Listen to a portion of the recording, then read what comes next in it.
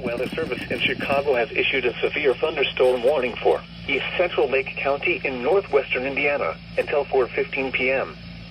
At 3:42 p.m., a severe thunderstorm was located over Merrillville and is nearly stationary.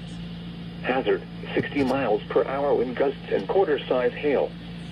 Source, radar indicated. Impact, hail damage to vehicles is expected. Expect wind damage to roof, siding, and trees.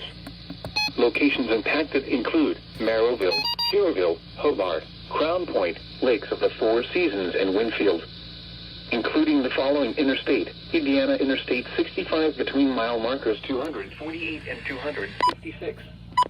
For your protection, move to an interior room on the lowest floor of a building.